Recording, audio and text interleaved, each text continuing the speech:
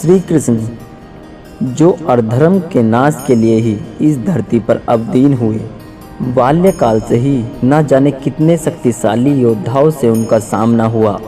परंतु दोस्तों, एक समय ऐसा भी आया जब उनका सामना एक पराक्रमी दैत्य स्त्री से हो गया और उसके युद्ध कौशल्य ने श्री कृष्ण को भी चकित कर दिया। आखिर क्यों नहीं मार पाए श्री कृष्ण उस स्त्री को? ये बात जानने के लिए हमारे YouTube चैनल को अभी सब्सक्राइब करें और ऐसी ही वीडियो देखने के लिए हमारे वीडियो को लाइक करें।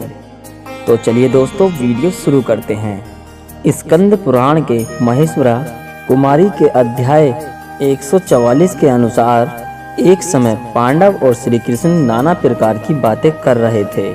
तो उस समय भीम पुत्र घटोत्कच उनसे मिलने आया। सबने बड़ी प्रशंसा से उसे हृदय लगाया। कुछ समय व्यतीत करने के बाद ये घटोत्कच वहां से लौट गया। कुछ देर बाद युधिष्ठिर श्री कृष्ण से बोले कि आप तो जानते ही हैं कि घटोत्कच का जन्म भीम से हुआ है। ये उत्पन्न होते ही तरुण हो गया। मैं चाहता हूँ मेरे इस पुत्र को योग्य पत्नी प्राप्त हो। आप सर्वज्ञ हैं, बताइए कि इसके योग्य पत्नी कौन होगी? श्री हरि बोले कि घटोत्कच के लिए एक बहुत ही ज़्यादा सुंदर स्त्री इस धरती पर है, जो इस समय प्राग ज्योतिषपुर में निवास करती है। अद्भुत पराक्रम युद्ध करने वाला मूर दैत्य था वह उसने, और वह मेरे हाथ से मारा गया। उसके मारे जाने पर उसकी पुत्री काम दंतकटा मुझसे युद्ध करने के लिए आई। वह अत्यंत पराक्रमी होने के कारण बड़ी ही पराक्रमी जान पड़ती थी। फिर उससे दैत्य कन्या के साथ मैंने भी युद्ध करना शुरू कर दिया।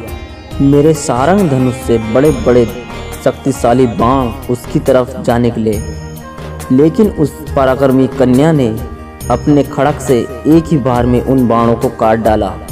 फिर मैंने उसका वध करने के लिए अपना सुदर्शन निकाला।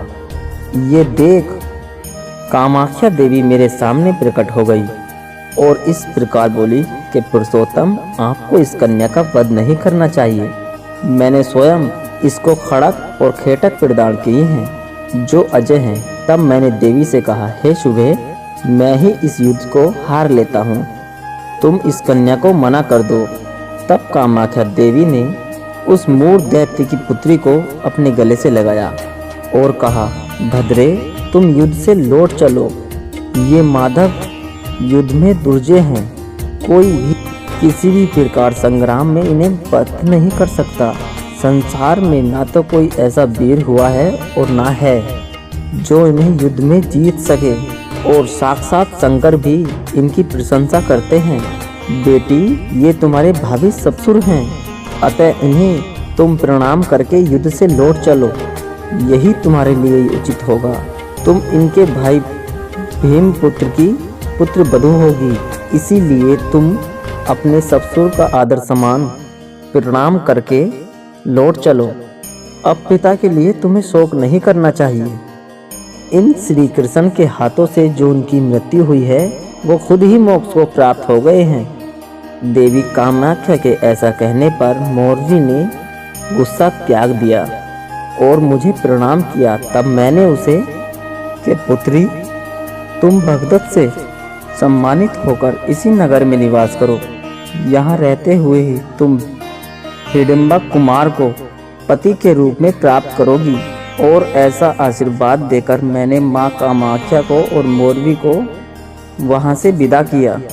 फिर वहाँ से द्वारका होते हुए मैं आपसे मिला हूँ। अतः वह मूढ़ दैत्य की सुंदर कन्या ही भीम के लिए पत्नी सही रहेगी। एक बात और सुन लीजिए, उसने प्रतिज्ञा कर रखी है कि जो कोई भी मुझे किसी प्रश्न के उत्तर पर निरुत्तर कर देगा और मुझे जीत गए तथा मेरे सामने ही बलवान हो, वही मेरा पति होगा।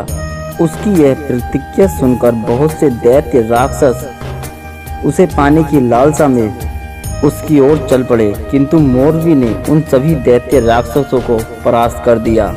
यदि महापराक्रमी घटोत्कच ऐसी महावीर स्त्री को जीतने की लालसा रखता हो, तो वह अवश्य ही इसकी पत्नी होगी। आगे पहले श्री कृष्ण फिर भीम और अर्जुन के कहने पर घटोत्कच मोरवी से विवाह के लिए आकाश मार्ग से प्रयाग ज्योतिषपुर के लिए निकल पड़ा। जय श्री कृष्ण। आज की ये वाणी मैं यहीं पर संपन्न करता हूँ। अगर आपको ये वीडियो अच्छी लगी हो तो प्लीज़ ऐसी ही वीडियो देखने के लिए मेरे YouTube चैनल को अभी सब्सक्राइब कीजिए और कमेंट में लिखिए जय श्री कृष्ण।